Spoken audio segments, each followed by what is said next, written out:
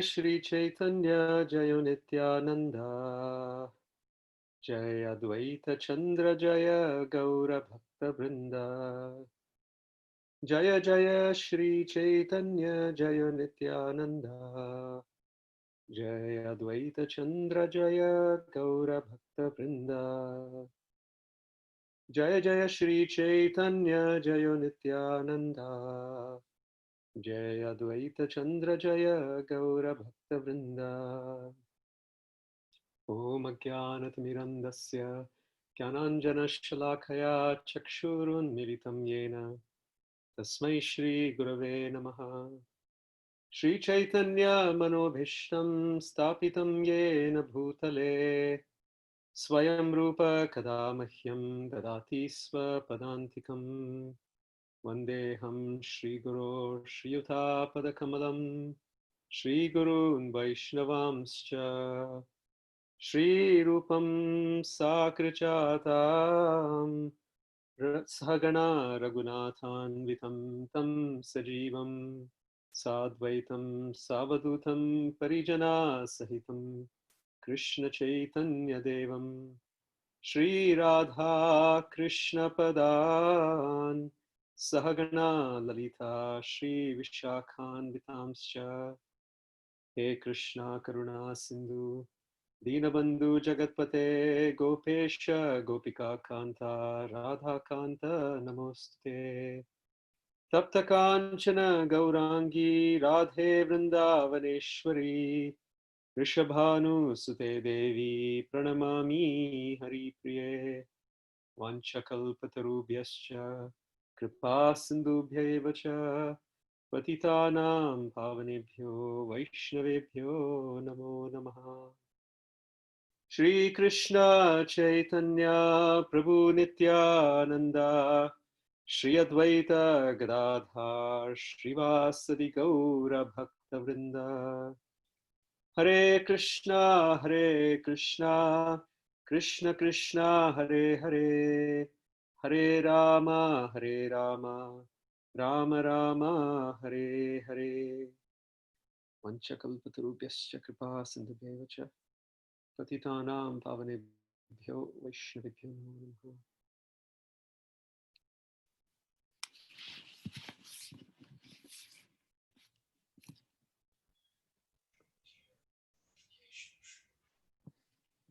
Should we get started? Sure. I don't think Rasanath Prabhu, needs an introduction. As some of you have heard me say before, in many ways, this Bhagavat-Sravana program is very much an outgrowth, an extension of something that Rasanath Prabhu and Ganesham Prabhu started many, many years ago. And since that time, continuing to now, Rasanath Prabhu remains for so many of us, myself included, just such a shining example of what it means to really deeply dive into with taste and with a desire to make a genuine connection to the Bhagavatam, to the Chaitanya Charitamrita, to these texts and teachings of our sacred tradition. So we're always just so delighted when we're able to hear from Rasanath Prabhu. And Rasanath Prabhu is speaking today on, I believe the theme is the beautiful exchange between Sri Krishna Chaitanya Mahaprabhu and Maharaj Prataparudra. So very timely and appropriate considering the today's, I believe, Gundicha Marjanam, if I'm not mistaken. Yes. So, and of course, leading up to the pastimes of Rath Yatra. So we're just very eager and excited and grateful to hear from Rasanath Prabhu. Thank you so much. So one of the personal challenges that I have experienced in the last few weeks is to be able to present the Shastra in the most sensitive manner possible, given the backdrop of everything that's happening currently. Uh, and I sincerely hope and pray um, that whatever we discuss today um, is it's only providing more clarity and more light in terms of how we can show up um, at this time, both for ourselves and for the broader society at large, in various degrees of concentric circles and intimacy. Um, and I have the reason why I say it's a challenge is because there is such a heightened degree of sensitivity. Um, and I very deliberately wanted to bring attention to that right at the onset because um, um, it's possible to bring that sensitivity with proper consciousness into a container where the Shastra is being discussed, and we will be able to experience Krishna guiding us individually and collectively. And that's my prayer, that we can create that container at this time, both for ourselves and everybody else who's here with us today, to be able to have Krishna enter our lives and provide us personal clarity on how we can act and grow at this time. So that's my intention for today's discussion. Uh, so this section of King Prataparudra happens to be one of my personal favorites in the Chaitanya Charitamrita, because it has such a vast multitude of lessons that it offers. And we can view this pastime of Maharaj Prataparudra, and I'll speak a little bit about the history of the king, the context, so that some of us who are new or who haven't had a chance to study this section of the CC can step into this pastime in a more informed way. But this particular pastime has we can approach this from multiple angles, multiple viewpoints. And I would like to focus on one or two themes that emerge from this, specifically in the context of us practitioners. And I'm going to say this very deliberately, for us practitioners in the context of an institution. And the complexity that it can bring to our faith and our experiences, and how, despite the complexity, and sometimes using that complexity as an impetus for spiritual advancement. So that's that's where I would like to focus on, because that's where I got. I was studying this section of the Chaitanya Charitamrita at a very complex time in my own life, and it provided a lot of, and in multiple readings of the section, it provided a lot of guidance and light for myself. So that's the angle that I would like for us to discuss today, if that's all right, and if I get your permission to do so. So just a little bit about the history of King Prataparudra and the context at that time. So Prataparudra came from an entire lineage of kings who were called the Gajapatis. Now, the name Gajapati, which, if literally translated, basically comes the Lord of Elephants. But Gajapatis, an entire tradition of kings who were essentially glorified as the elephant kings, meaning so majestic and so powerful. But there is also a deeper connection to the lineage of the kings who were called Gajapatis, specifically with King Prataparudra. And for those of you who know this, do you know who King Prataparudra is in his relationship to the Srimad Bhagavatam? Anyone?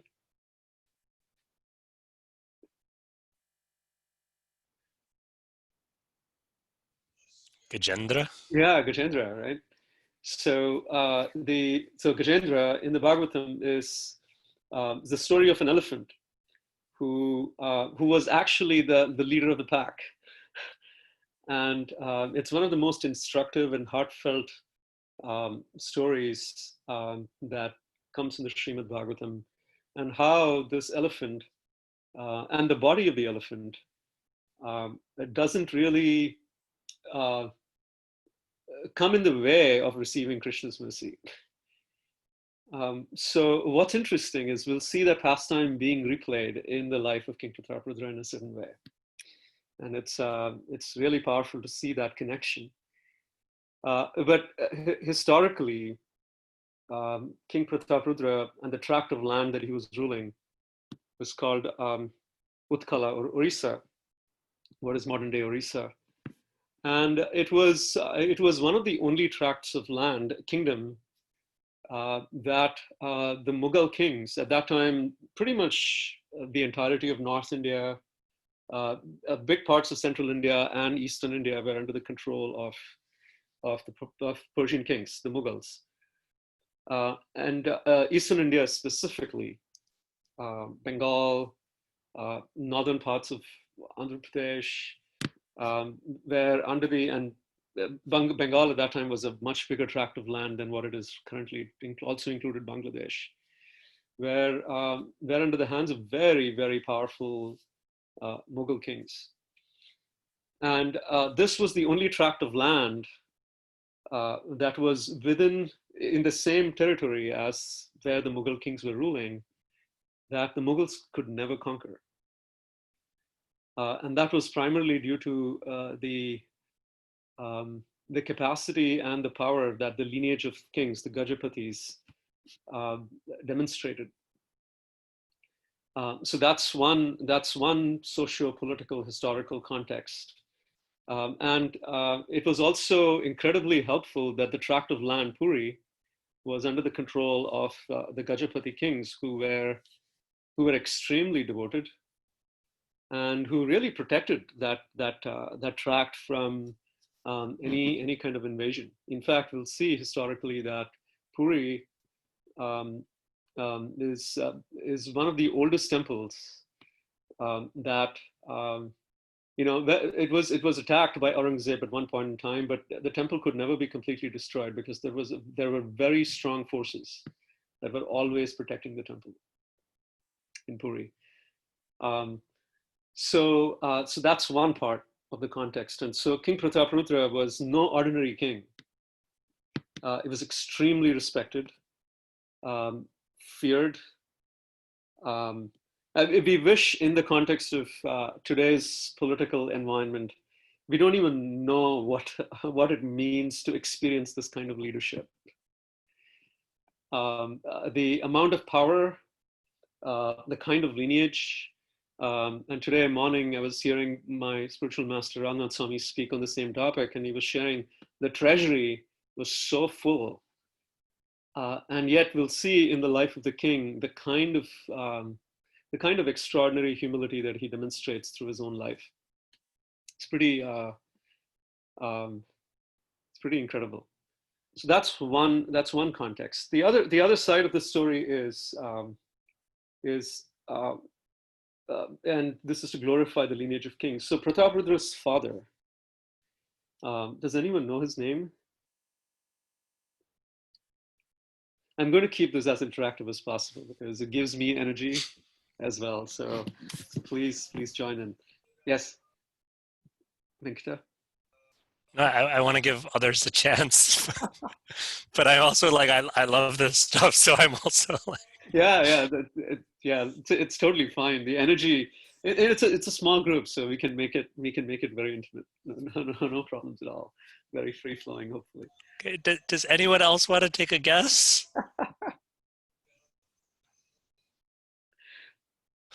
So is it Purushottam Dev? Yeah, Purushottam Dev. His father's name was King Purushottam Dev, and Purushottam Dev was such an extraordinary king. And I wouldn't go into the details of that story because another very great soul who was basically such a deep lover of Lord Jagannath, His Holiness Bhakti Purushottam Maharaj tells the story of Purushottam Dev, um, and so lovingly.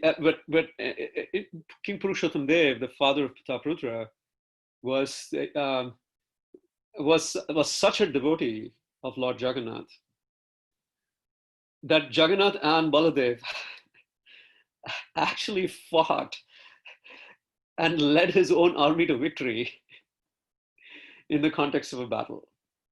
Like, Lord Jagannath appeared and Baladev appeared on, respectively, on a black rider on a black horse and a white rider on a white horse. Again, in the context of what's happening today, it's I I specifically want to be very careful about how I use those words, but um, Krishna and Balaram both appeared and basically fought on the side of King Purushottam Dev to give him victory. Not just victory for him, but the internal mood of King Purushottam Dev was victory for what he stood for.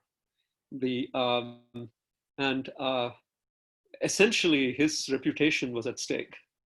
His reputation as a king and a great devotee of Lord Jagannath. And so again, Jagannath personally appeared to protect the reputation of his devotee. And it's incredible. So Prataparudra was the son of King Purushottam Dev. So both from the context of his own personal character, life, and what he did, and from his lineage, this is not an ordinary person. In every single way, extraordinarily qualified as a leader and as a devotee. And yet we see in his personal life that he has to deal with discrimination. And that's the backdrop. So why the discrimination, and how eventually he overcomes that in an extremely inspiring way is what I wanted to focus on. And I think in this old story, I would like to focus on the theme of how do we truly get Krishna's mercy, and we'll see how Prataparudra receives Mahaprabhu's mercy. And so, how do we apply the mood that King Prataparudra applies, and how do we receive Krishna's mercy? Will be the focus of today's conversation. So, any questions at this point before we step into the pastime itself? Anything that anyone wants to share, or any immediate questions? Okay. So the backdrop of the story, especially around the relationship of King Prataparudra and Mahaprabhu. So I'm going to go through the pastime very quickly, so that we can focus on the main on one main point that we wanted to focus on today, or one main theme.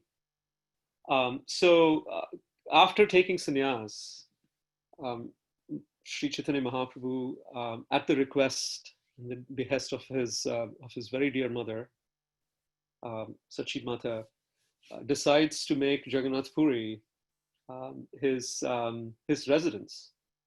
And the Chaitanya Charitamrita essentially describes how Mahaprabhu spent the last 18 years of his life in Puri. So essentially making this the center of devotional service at that time, right? So imagine that so this is what happens when Mahaprabhu moves to Puri, is that there is an entire confluence of Vaishnavas from across the country, from all different parts of the country, who decide to actually move their residence to Puri. And to essentially spend the rest of their lives in the association of Sri Chaitanya Mahaprabhu. So the ruler of that land at that time was King Prataparudra. And so when Mahaprabhu moves to Puri, King Prataparudra hears about this great saint He hears about how the saint is bringing about a devotional revolution. And in heart of hearts, both through what he hears from other people, but also in his own through his own learning and understanding, he recognizes that this saint, based on the characteristics that the saint is displaying, is no ordinary saint. That this has to be, and this is indeed the Supreme Personality of Godhead, Krishna. So a desire is born within the heart of King Prataprudra to have an audience with Sri Chaitanya Mahaprabhu. And as a king, as the king of the tract of land that he's ruling, we would think that this should be pretty easy. But it doesn't turn out to be that easy. And the reason for that is that King Prataprudra is a king and Mahaprabhu is a sannyasi, a person in the renounced order of life, who basically has taken the vow of voluntary poverty, but also to not associate with anything that represents the illusory energy of the Lord. Anything that represents, wealth, power, any sort of material pleasure, Mahaprabhu basically stayed away from all of that. So because of that dynamic, Mahaprabhu was extremely hesitant.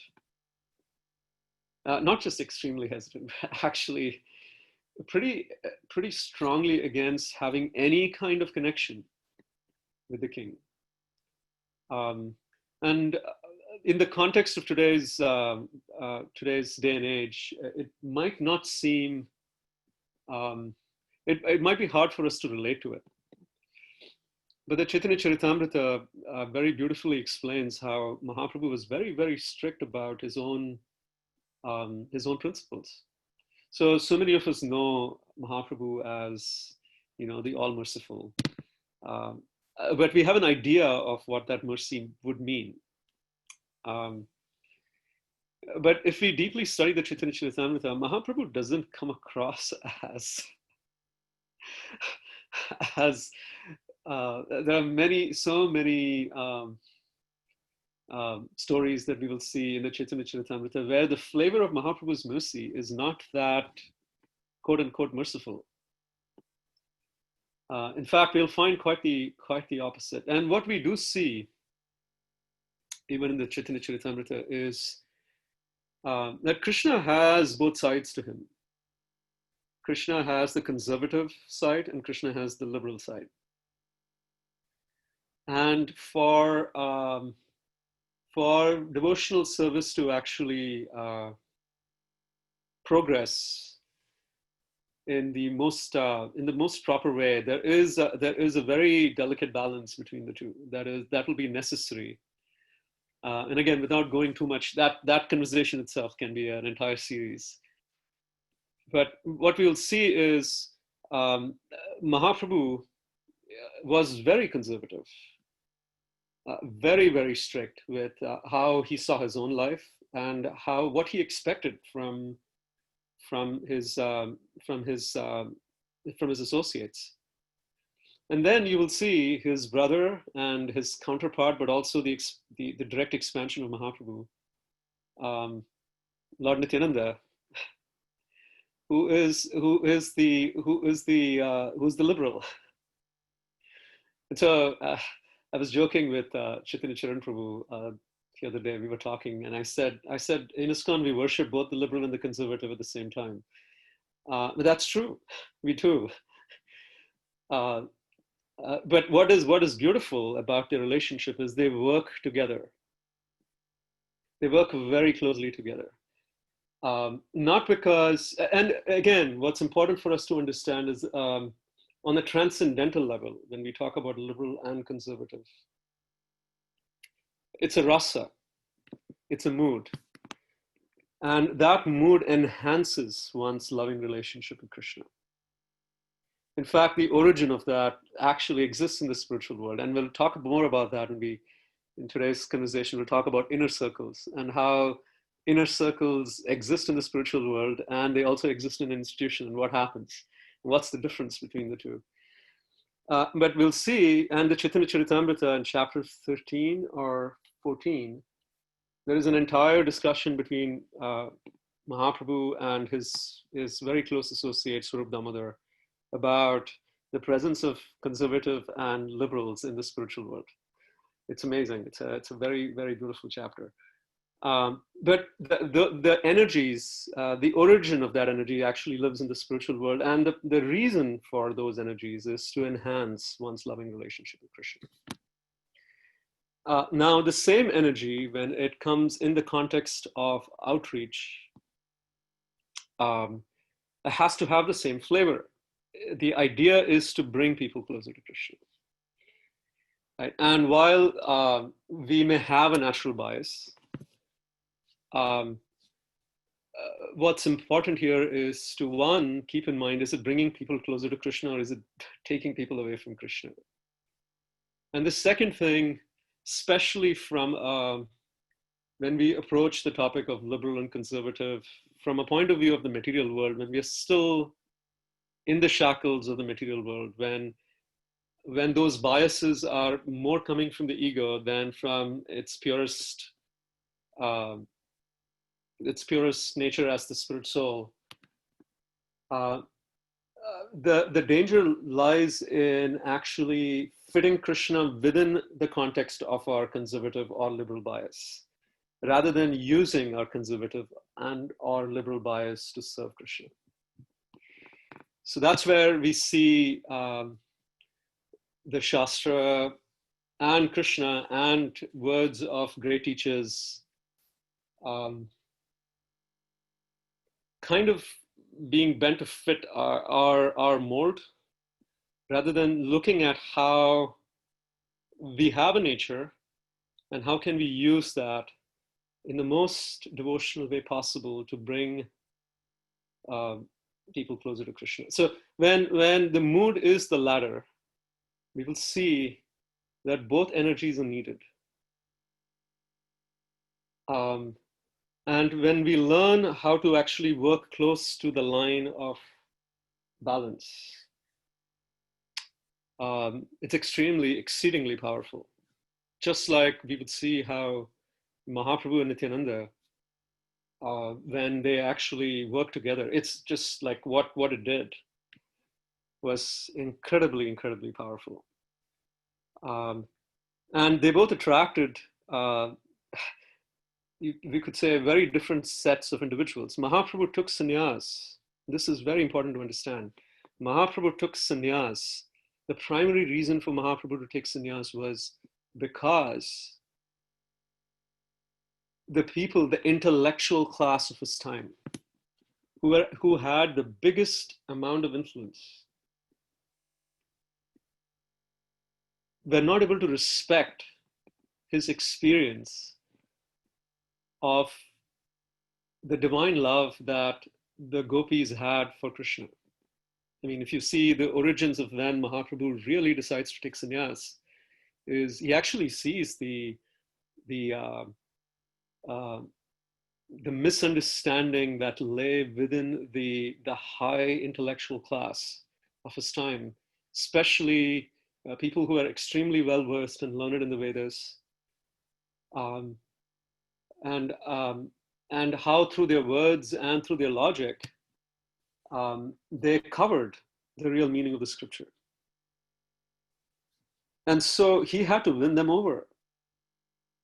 It was because without winning them over, the process of transforming society would never fully happen.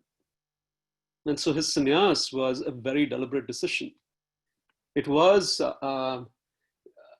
in one way, it was to actually win the respect of those individuals. Right? And so when he took sannyas, and it's beautiful when we hear Mahaprabhu and Nityananda talk. And Mahaprabhu tells Lord Nityananda, you can reach people that I can never really reach. Mahaprabhu asks Nityananda to stay in Bengal and really reach out to the masses. Because Mahaprabhu's work was to reach a certain class of individuals that were actually, in one sense, much more conservative. So he took on that role, and because he took on that role, he also had to serve as an example. And in the Chaitanya Charitamrita, we'll see how, in this particular section of King Prataparudra, we'll see how Mahaprabhu essentially explains to Ramananda Roy how when a sannyasi is seen as associating with a king. And Prabhupada, I love Prabhupada's use of pounds and shillings, man. The English. You'd see, so Mahaprabhu is very concerned how the specific audience that he was really trying to reach. And also the general audience, but specifically those individuals, would not have faith in him and faith in the sannyasa order if they saw him do that. Right? So this is a very important principle to understand. So Mahaprabhu refused to meet King Prataparudra specifically for that purpose. So socially, Mahaprabhu used very strong language to say why he would not meet with the king. And without going too much into details, the language is pretty hard. And it's almost heartbreaking to, on one side, see the eagerness of the king, and also knowing the context of how great of a devotee the king is. And then for Mahaprabhu to actually say, man, it's like me meeting with him will be like willingly drinking poison. It's pretty heavy. And the reason why I gave this context of Mahaprabhu taking sannyas is we have to understand where it's coming from. And the reason why Mahaprabhu does this externally, socially, is because there was a high risk of that relationship coming in the way of his mission. And Mahaprabhu would not compromise his mission for anything. So I'd like to take a pause here and see if anyone has any questions or any sharing at this point before we go further into the story.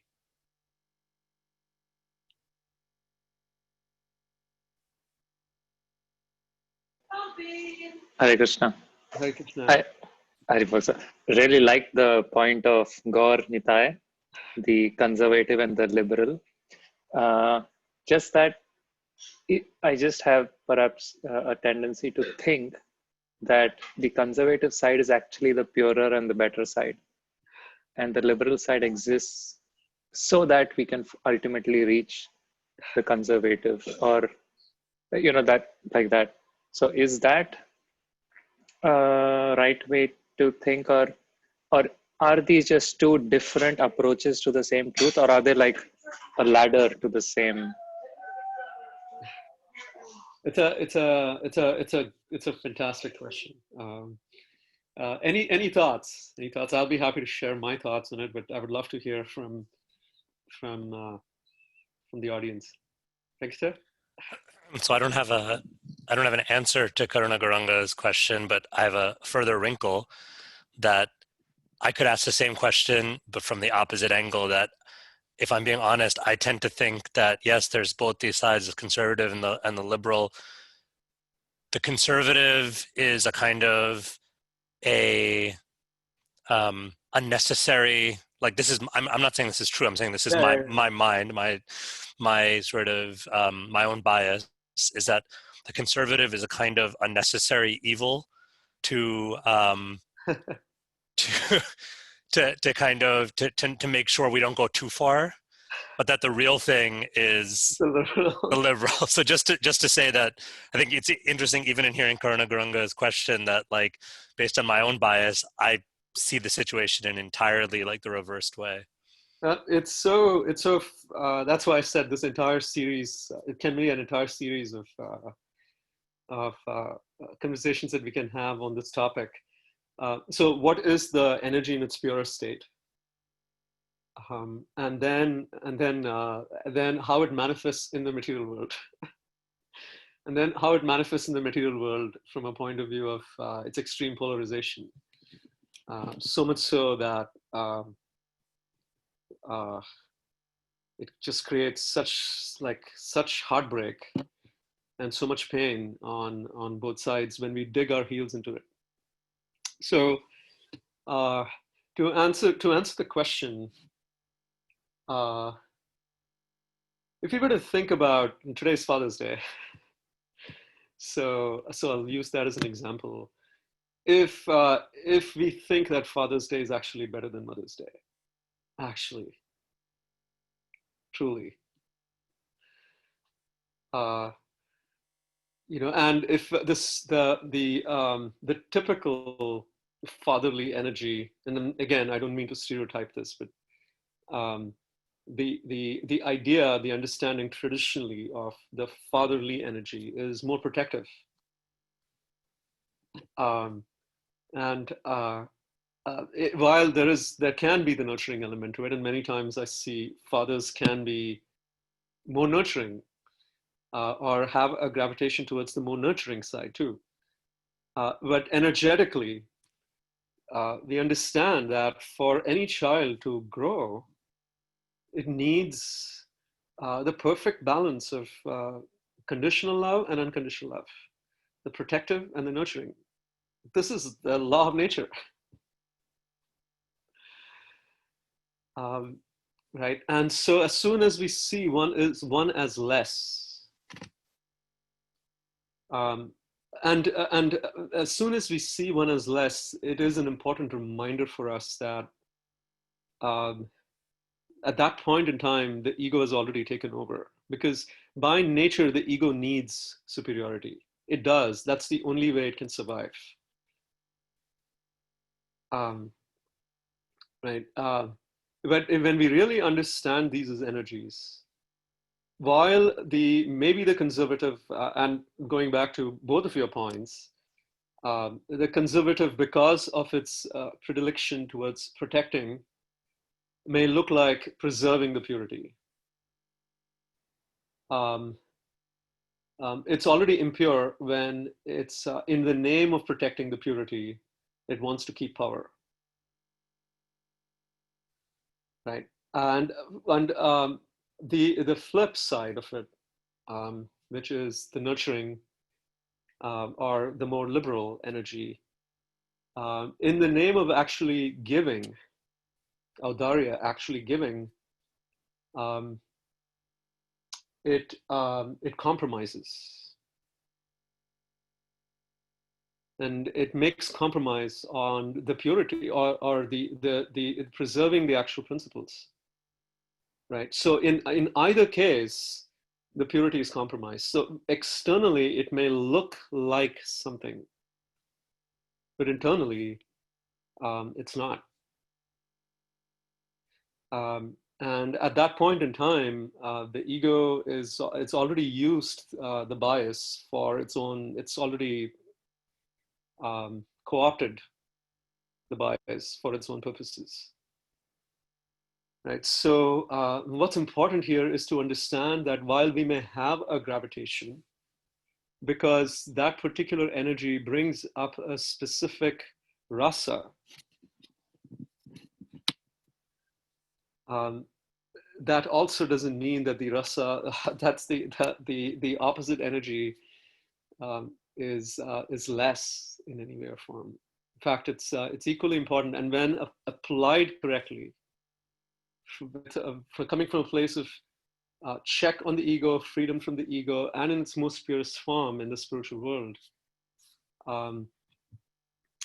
it gives Krishna a lot of pleasure. Now we'll see in Mahaprabhu's, I mean, this is so, Mahaprabhu's entourage, it's like filled with flanks. You'll see Damodar Pandit and Jagadananda Pandit. My God, like Mahaprabhu is afraid of them. They're so strict. Swarup Damodar, so strict, right? You can't, and then Mahaprabhu is also glorified. Mahaprabhu, Bhakta Ganadir, Vairagya Pradhan. Like the quality of renunciation was just so evident in the followers of Mahaprabhu. And then you'll see, amongst the followers of Lord Nityananda, like they were, they were all, and the idea of Avaduta is you don't see qualification on the other side. It's like they were very, very Avdharya, very liberal. But if you do study their lives, they were all extremely, extraordinarily great souls, and they deeply respected one another. Not just respected. Respect was not like, oh, because they're Mahaprabhu's associates, I have to respect. They loved each other. Right? Swarup Damodar, I mean, the crazy thing, two big polarities in the Chaitanya Charitamrita. Swarup Damodar, a sannyasi and a highly considered, Mahaprabhu deeply trusted him from a point of view of Siddhanta and Rasa. Very deeply trusted him. So much so that anyone who had to present something to Mahaprabhu had to first go through Swarup Damodar. When they had to present a poem glorifying Lord Jagannath or some new thesis glorifying the Supreme Lord, they had to go through Swarup Damodar. He had such a radar for apasiddhanta, inauthenticity, and incorrectness. Extreme, right? And then he was very, very close friends with Pundarik Vidyanidhi, who, if you see, externally speaking, would you wouldn't see him as like he was floating in riches, wore really nice clothes, and in every way or form would appear the complete opposite of a renunciate. And they were very close friends. Right. So you'll see so many examples in the CC, the Chaitanya Charitamrita. Gadadhar Pandit, who basically the Chaitanya Charitamrita glorifies as he was a renunciant from his birth. So pure, even before Mahaprabhu took sannyas. And Mahaprabhu glorifies Gadadhar Pandit as somebody whose determination to follow the strict vows of sannyasis is undeterrable, so strong. Took initiation from Pundarik Vidyanidhi. So here's a conservative, who basically takes initiation from a liberal. So this is the spiritual world. And when we learn how to work close to that line that actually pleases Krishna, and really understand where each person is coming from, honestly, Krishna consciousness will be unstoppable. But infighting actually creates all the problems. And we see this in the context of the institution, broadly in the context of our society today, our political system. It creates so much pain. I hope that helps to address.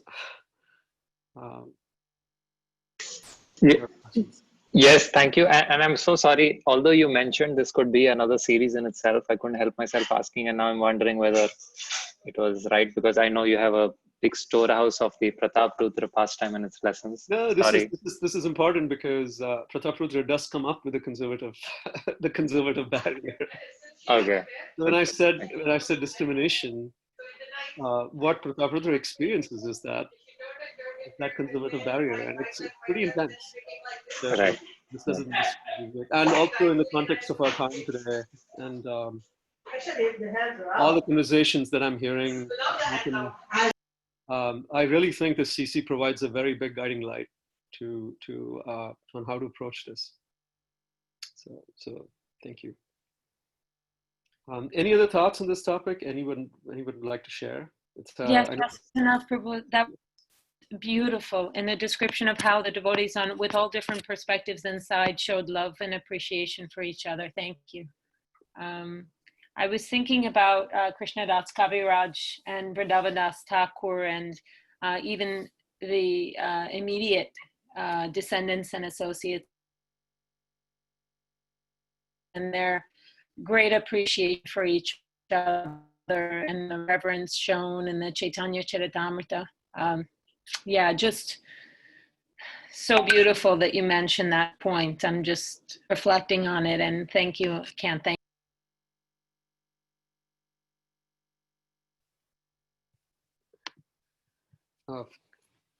Thank you.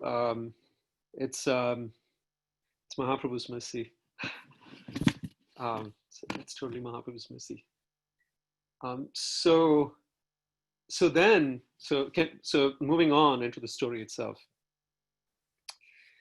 There is an epitome, there is a pinnacle in the story that to me signifies how the intensity of King Prataparudra just increases tremendously to meet with Sri Chaitanya Mahaprabhu.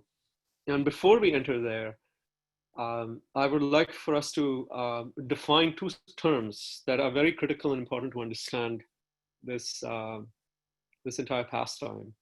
And those two terms are mercy and maturity. So would anyone like to define what the word mercy is? This term is very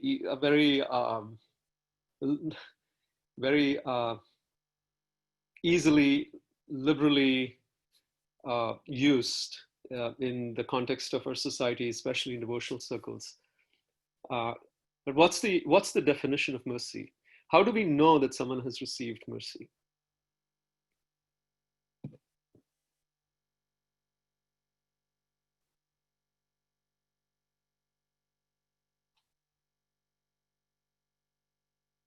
Any thoughts?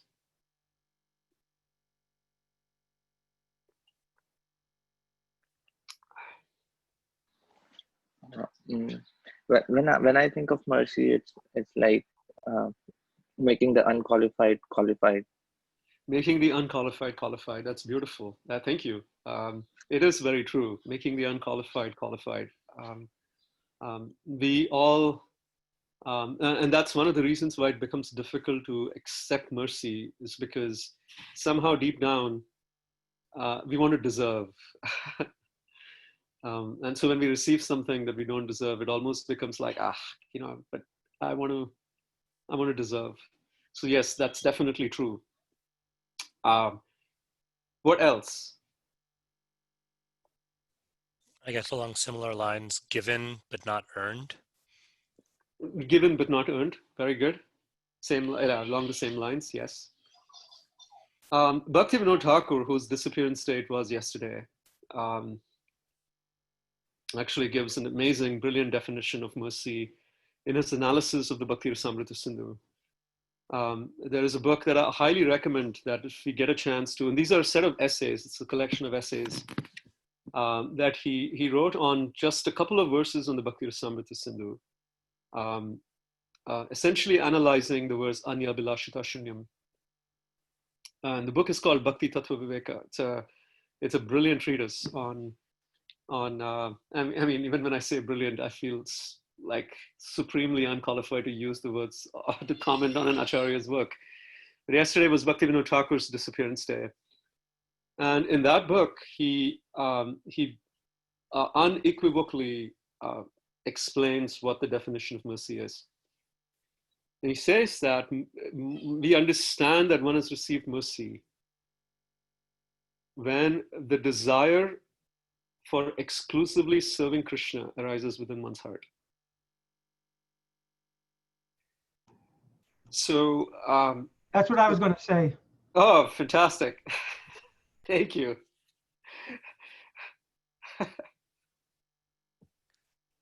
For those of us who are not Yadanath, can you just repeat that one more time? That's what I was going to say. Thank you. Rasanath Prabhu, can you please repeat the line from Bhaktivinoda Thakur one more time? When one has received the desire to exclusively serve Krishna, and that the desire, so there is no longer any desire for material benefit, no desire for name, fame, or I should say, and this is, Bhaktivinoda Thakur really gives a caveat for this, it's so powerful. He says that while the desire for name and fame might be there, the person who has received mercy no longer wants to invest in it anymore, but only wants to invest in the desire to serve Krishna. That's it. And Bhaktivinoda Thakur says that's when we know that someone has received, and he says one has received the qualification to perform Shuddha Bhakti. And in that definition, he says that cannot happen without receiving the mercy of a pure devotee. Because otherwise, from a vantage point of the ego only desires, the ego either desires name, fame, and profit, or it desires, at its best, desires some sort of liberation. But it doesn't go beyond that. Right? So that's the definition of mercy that Bhaktivinoda Thakur describes. So now on the other side, the definition of maturity. So what is the definition of maturity, or how do we understand that? How do we understand maturity specifically in the context of devotional life?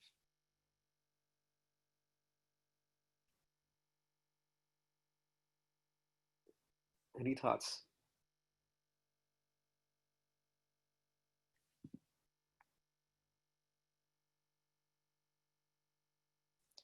Seeing everything in relation to Krishna. Seeing everything in relation to Krishna, yes. As Krishna's plan, and Uh-huh. knowing that we have free will, but also knowing that there's Krishna's plans.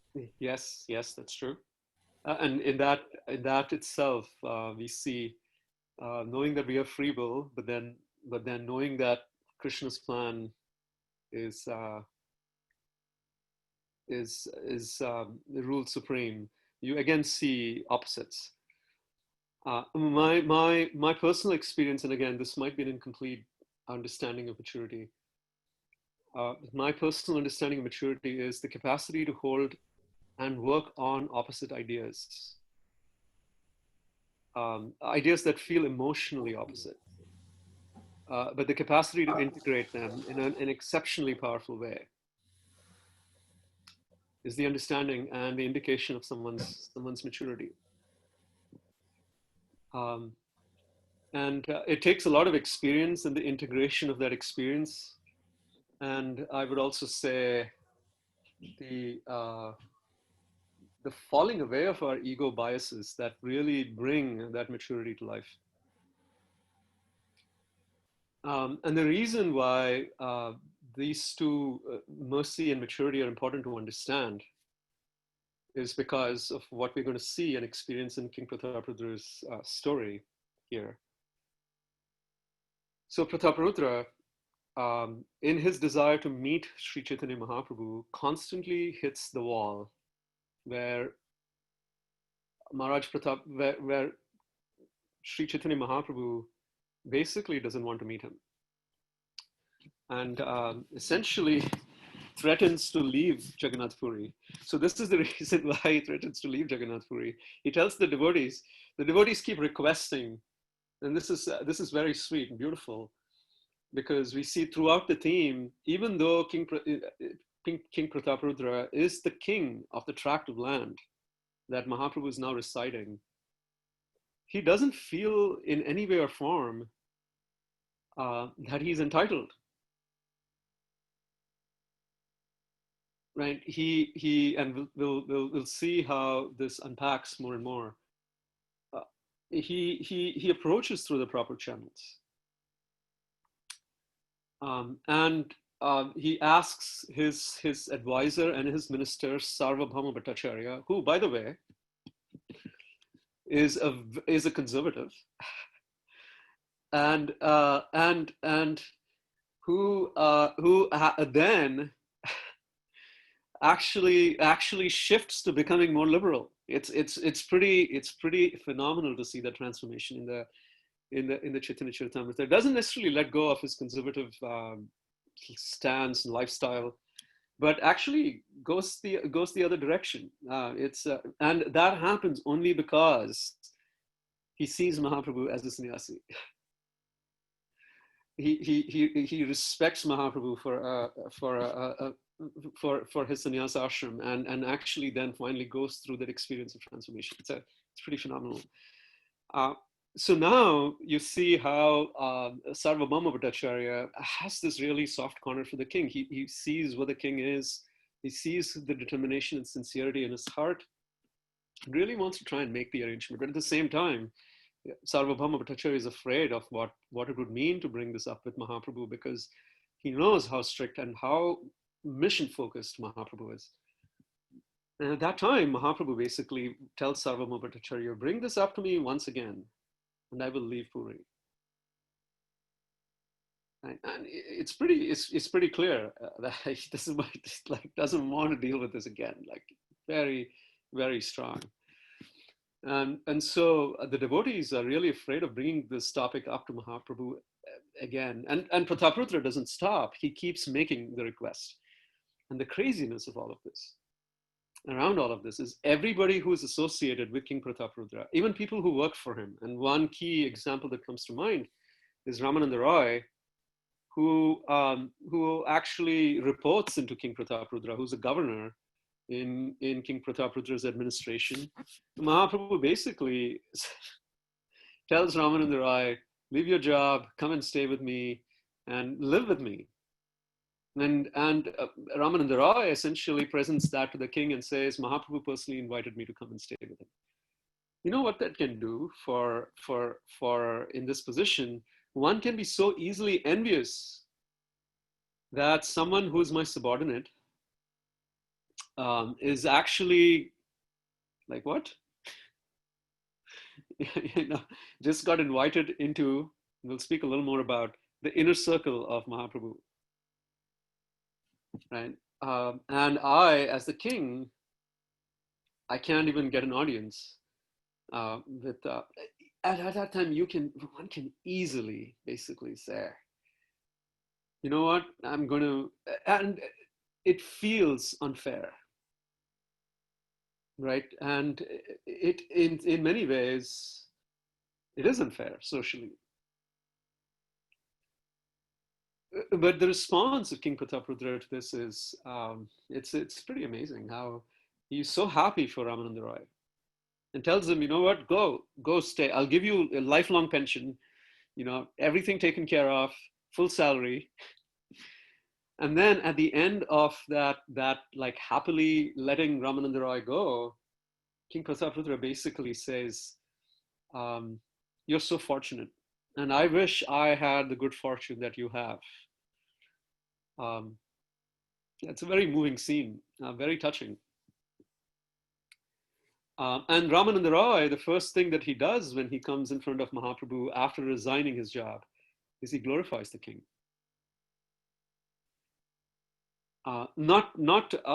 He just from his heart glorifies the king, because the king, he sees that the king doesn't have no envy in his heart, right? And what's so beautiful about this is when Mahaprabhu hears that from Ramananda Roy, Mahaprabhu smiles. But even then, his heart is like, he can't really give permission to meet the king. Mahaprabhu is still very, very strict with his rule. And all of this comes to a crescendo when, this is even crazier, when all the devotees from Navadvip then come to meet Sri Chaitanya Mahaprabhu in Puri. This is a pretty incredible scene in the CC, where King Prataparudra hears about 200 devotees from Navadvip actually coming into Puri. Again, the tract of land that he's ruling, right? And so if he was envious, he could have easily made life difficult for everybody. easily, right? And King Prataparudra hears about all of these devotees, and he's so eager to see them. And so Sarvabhauma Bhattacharya and his brother-in-law Gopinathacharya take Prataparudra to the rooftop of the palace. And from the rooftop, he's observing all these devotees coming, this beautiful kirtan. And then Mahaprabhu personally comes to greet them. And it's something that he has never experienced before. And he literally says, I have never seen anything like this before, right? His first experience of Mahaprabhu's, when we glorify Mahaprabhu, the Chaitanya Charitamrita, Jaya Advaita Chandra Jaya Gaura Bhakta Vrinda, his experience of Gaura Bhakta Vrinda from a distance. And he's looking at this exchange and the love and the whether it's grahastas, sannyasis, liberals, conservatives, like they're all there together in kirtan, and he's standing on the rooftop, just experiencing this as an outsider, right? And he's seeing the inner circle, and his experience is deep desire to be a part of that inner circle. Just like comes to a crescendo, and yet he knows that he can't force his way in. It's impossible. He can't force his way in. So the reason why this particular section is important is because there are inner circles in the spiritual world.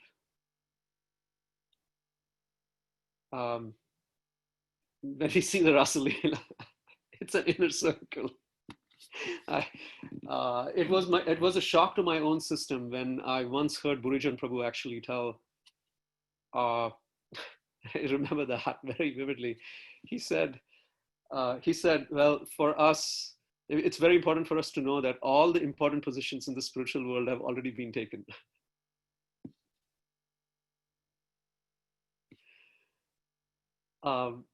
There is an inner circle in the spiritual world. What do we do about that? Right? It's there. It exists, and not everybody is allowed. Right? And it happened in Mahaprabhu's pastimes when Mahaprabhu was in Navadvip,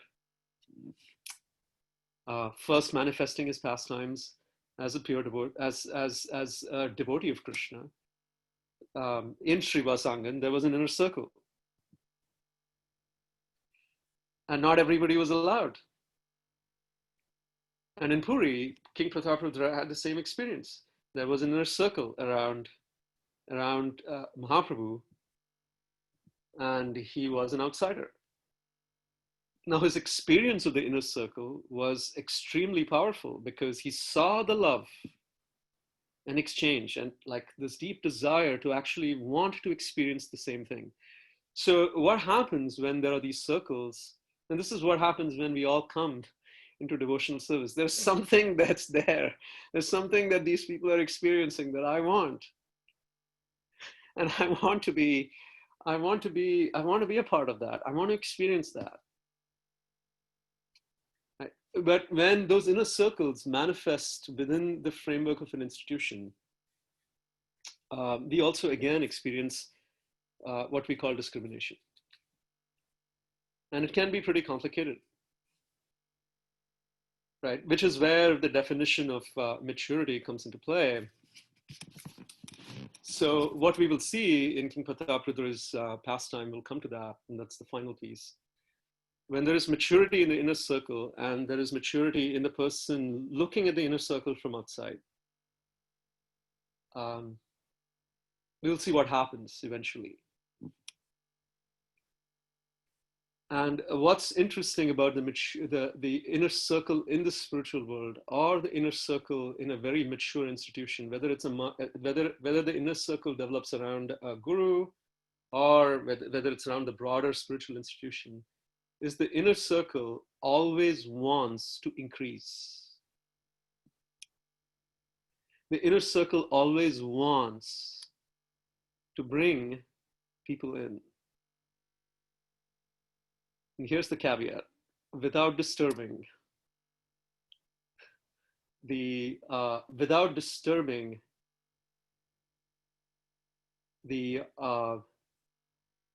nature and the purity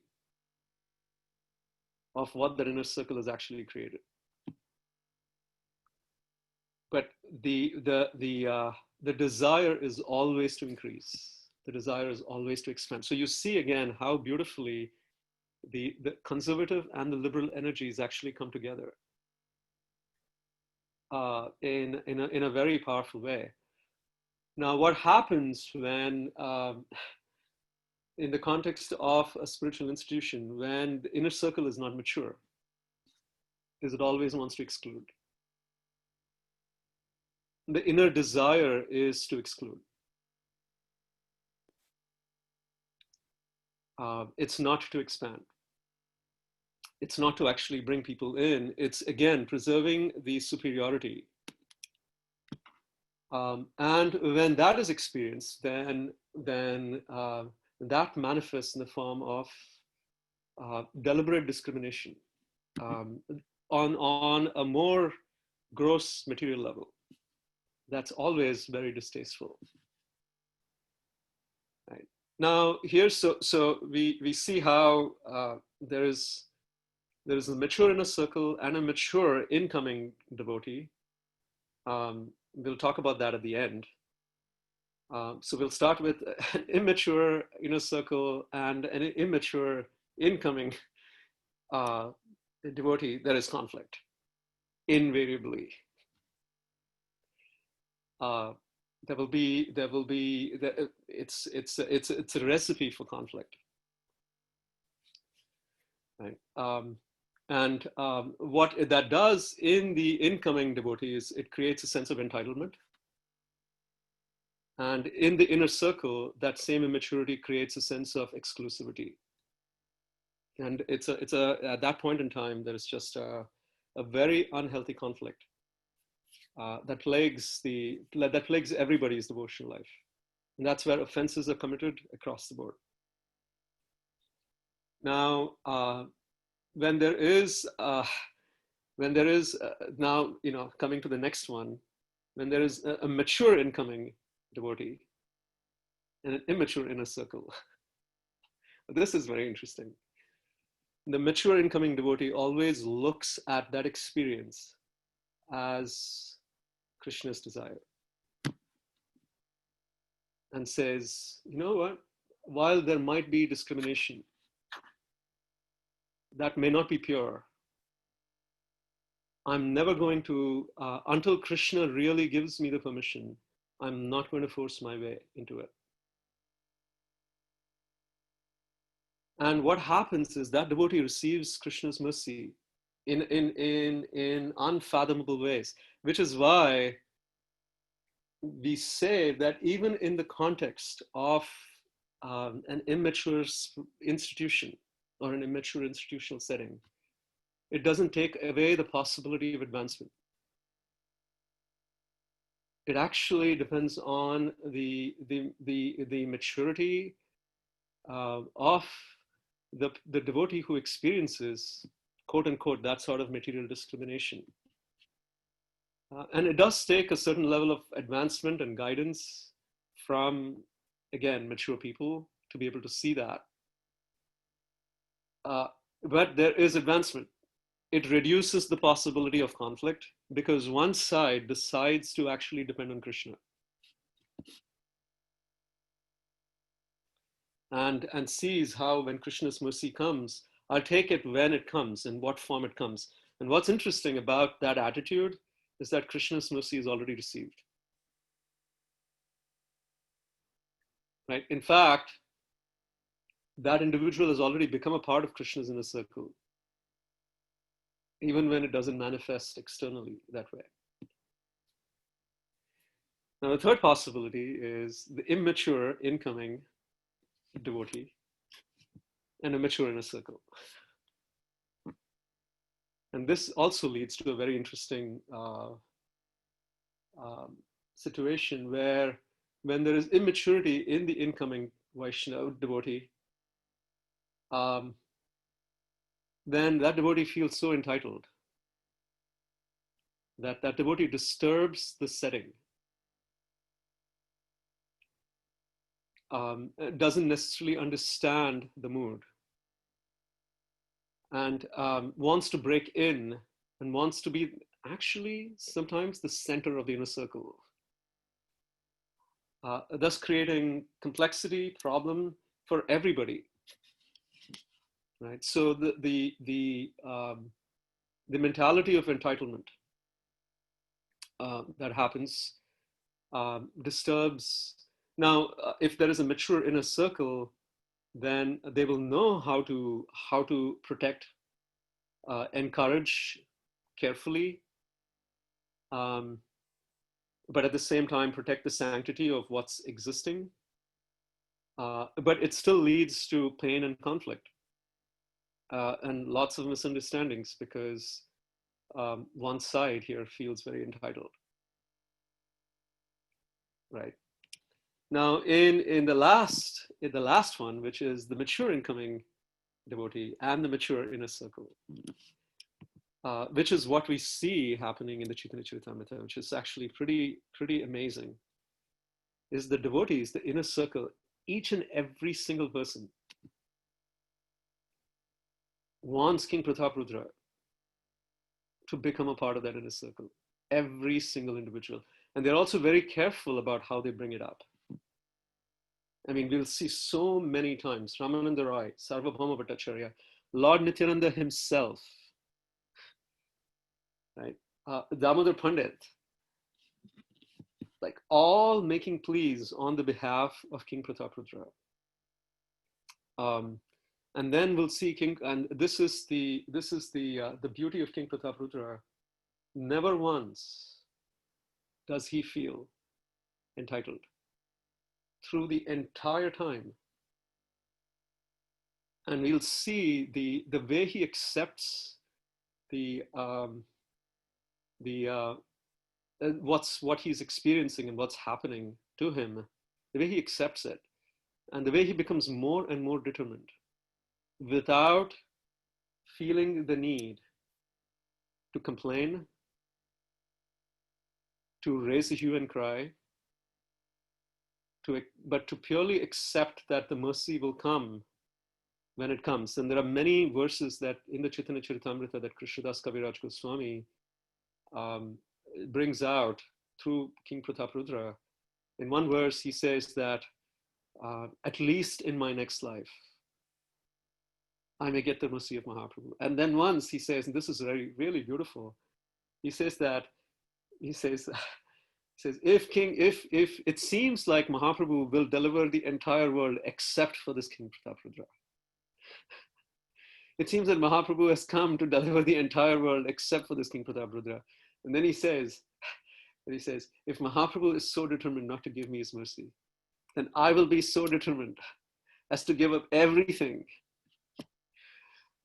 including my kingdom, everything, every sense of entitlement and position, to ultimately get that, right? And this is this is just so the crescendo of determination on either side. It's very similar to the Damodar Lila, where Mother Yashoda's determination to tie Krishna. Finally, Krishna succumbs to it, right? But the spirit behind that is, especially from the side of King Prataprudra, is there is no sense of entitlement.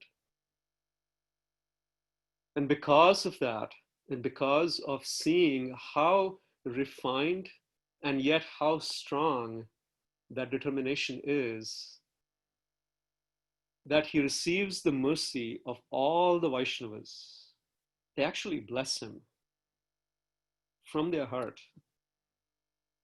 including Lord Nityananda, who, and this is a very beautiful thing, he actually requests Mahaprabhu that Mahaprabhu give his outer garment to King Prataparudra as a gift. And what is Mahaprabhu's outer garment? When we understand this in the context of Krishna's paraphernalia.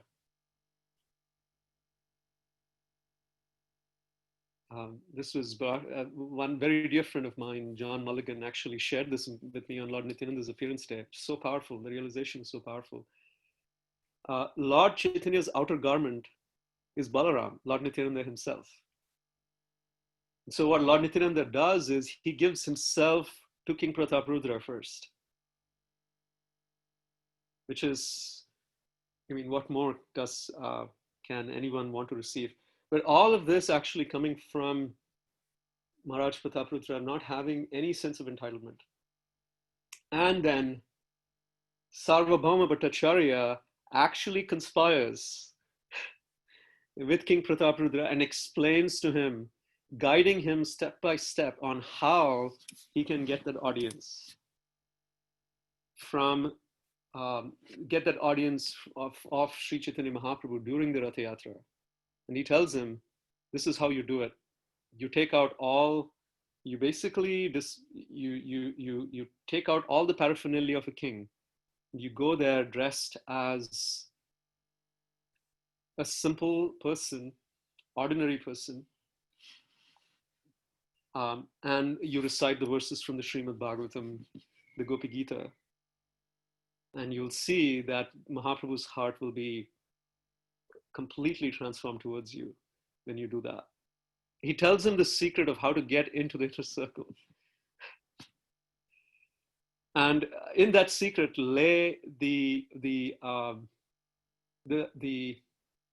seed of how Prataparudra could not approach Mahaprabhu as a king, which again can lead to a sense of entitlement. As a person with power, wealth, and rightfully so, in every way, he deserved to get Mahaprabhu's audience. And Sarvabhauma Bhattacharya essentially asks him to shed all of that. Sarvopadir vinir muktam, right? Like that's like all upadhis taken away. So it brings together the beauty of the maturity of Mahaprabhu's inner circle and the maturity of King Prataparudra that create the perfect landscape and container for the experience of mercy to happen and fructify in the most incredible way. So I would like to stop there. That's the journey or that's what I wanted to share from my heart. So any questions, comments, any insights at this time? We can use the last 15-20 minutes perhaps to have a conversation and discussion around this, whatever we discussed, or anything else.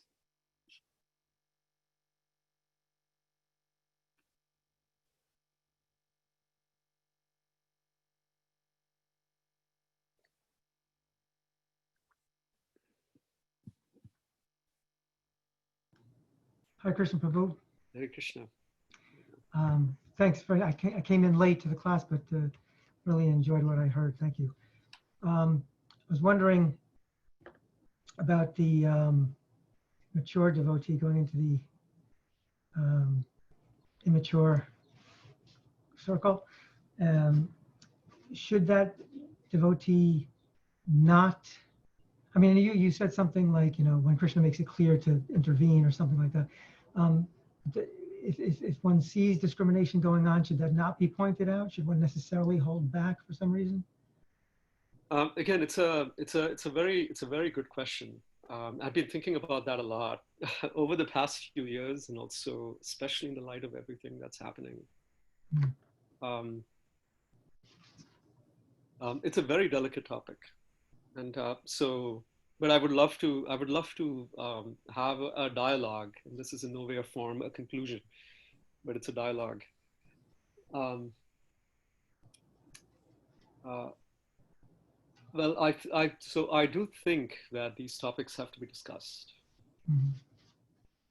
Both because unless these topics are discussed, the circle never gets to a point of maturity.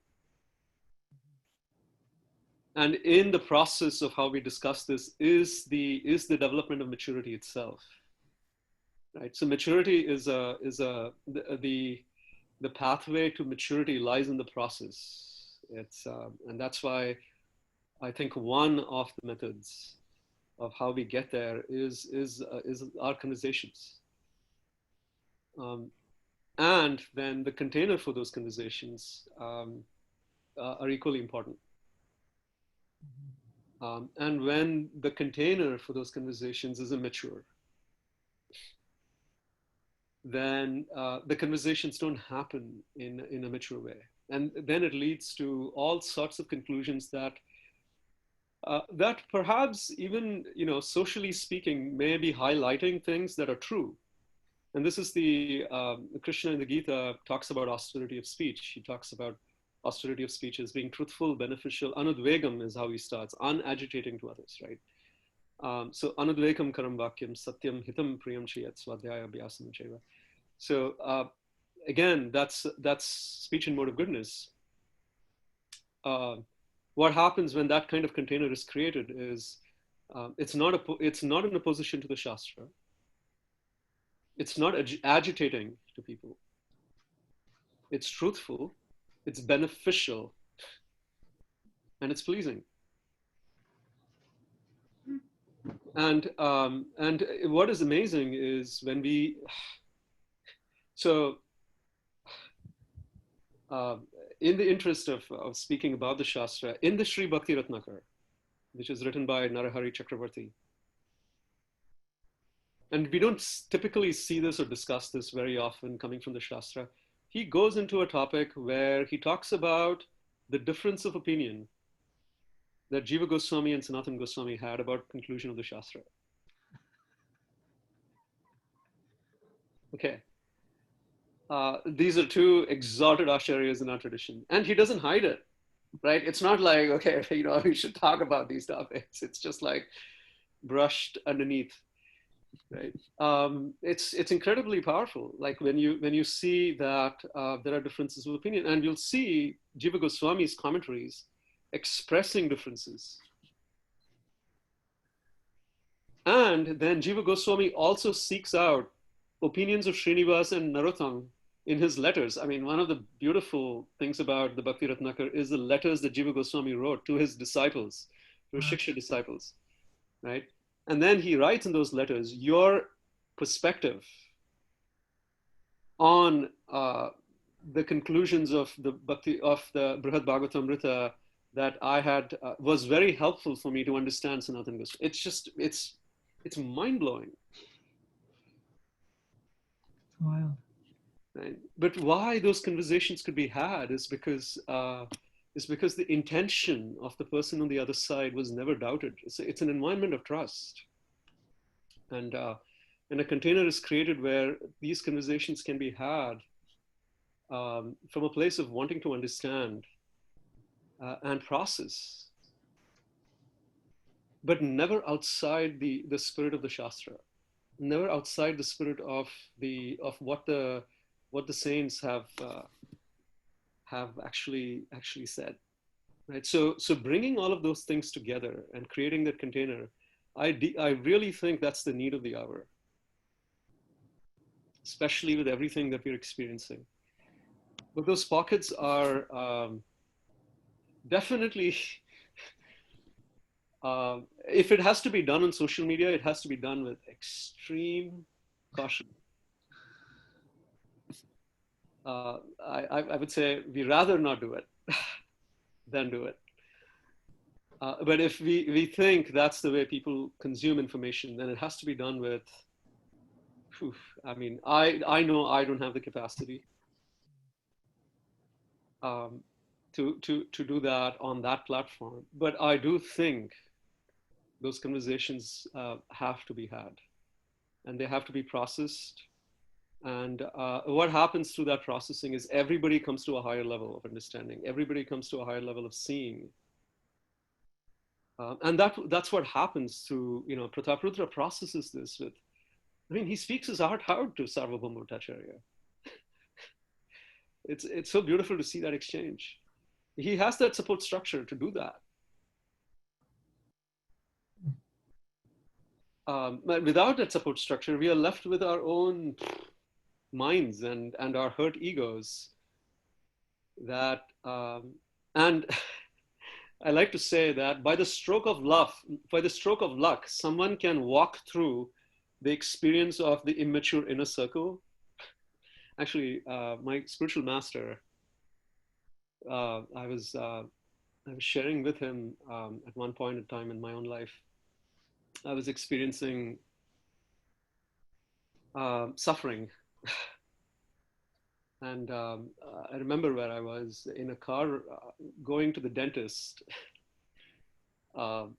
talking to him on the phone and about so many things. And he said something that I'll never forget in my life. He said, a culture of maturity is created when a few devotees suffer through an immature culture and come out on the other side. Now, I don't wish that upon anybody. But somehow it also feels that that's what it takes to really, and that's why we see within the context of a spiritual institution, people who have understood, processed it by one stroke of mercy, of Krishna's grace, and some guidance coming from some exceptional corners.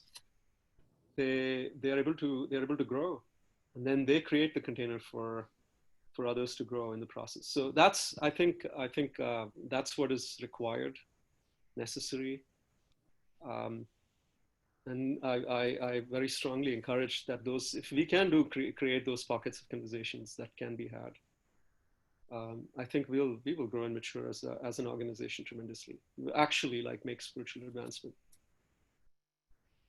Thank you very much, Prabhu.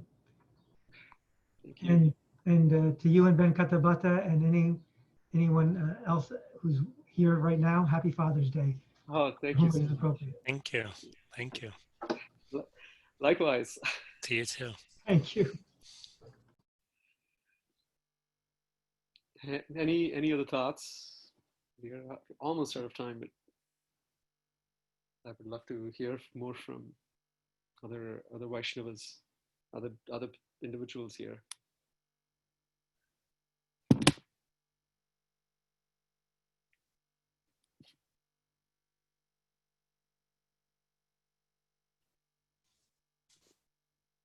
Prabhu, I have a thought.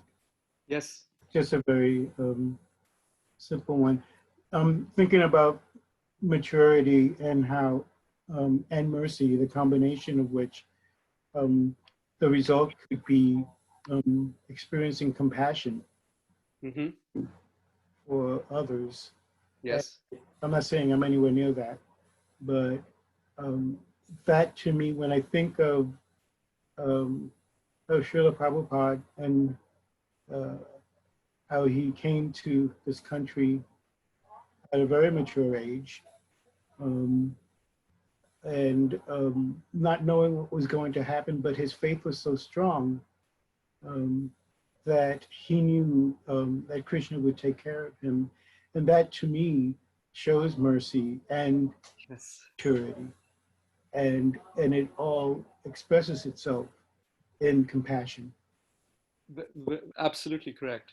All beings. Anyway, that's just my thought. Thank you. No, it's a very powerful thought. That itself, that's why I defined mercy according to Bhakti Vinod Thakur.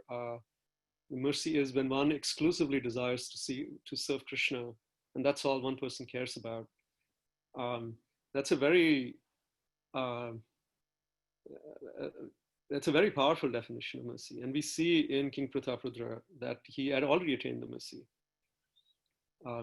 Now, what we also realize and again, this is spoken within the context of society and specifically within the institution. But sometimes we do create a lot of unnecessary suffering for somebody when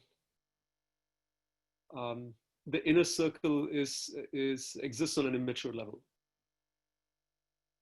And while that person may still be, making tremendous advancement based on that person, how that person sees the experience as Krishna's mercy, we don't maybe necessarily have to create so much suffering. And that suffering can actually manifest as offensiveness. So we have to be very careful about that. So that's something important for us to consider. Thank you. Thank you, Prabhu. Thank you.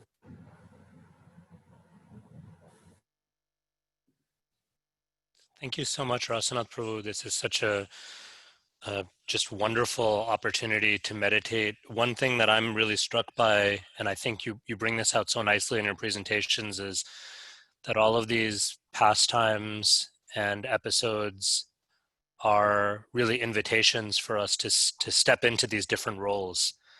And so one thing I'm really appreciating about your presentation today, and I've heard you do it, time and time again, but especially in this presentation, is I think for the first time really thinking about this story as an invitation to reflect on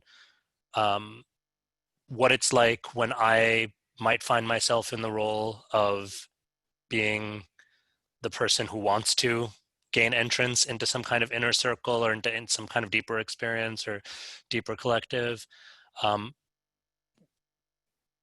Maybe some opportunities or sometimes when I may be blessed to be a part of an inner circle, or and then what is my attitude towards expanding that, or towards someone who is seeking entrance. And then the one that I'm really struck by is also the perspective of those devotees who were advocating for Maharaj Prataparudra in a way that was so heartfelt, but was also thoughtful and intelligent and sensitive to Mahaprabhu, sensitive to the whole situation. Just what an amazing meditation in each of those roles, that we can play our part in each of those roles, in a way that honors this kind of maturity that you spoke so beautifully about. So thank you so much. And thank you so much for articulating that so well. And I very deeply, desperately feel that that's what is necessary for healing in our society and the broader society, is that incredible maturity, which is in many ways it's uncommon, but it's so needed. It's so needed. And the more we can work towards becoming that, both individually and collectively, we can heal a lot of suffering. That's what we would like to do as Krishna servants. Thank you very much for this opportunity and for bearing with me. And again, thank you for creating the container to have this kind of conversation from the Shastra. Deeply appreciate that. Thank you. Hare Krishna. Okay. Have a wonderful and blessed day. For those of you who are fathers or aspiring fathers to be fathers,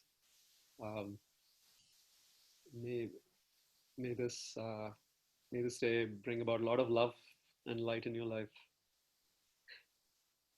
Hare Krishna. Thank you. Hare Krishna. Srimad Bhagavatam ki jai, Chaitanya Charitamrita ki jai, Krishna Chaitanya Mahaprabhu ki jai, Maharaj Prataparudra ki jai, Rasanath Prabhu ki jai, Srila Prabhupada ki jai. Thanks everyone, take good care.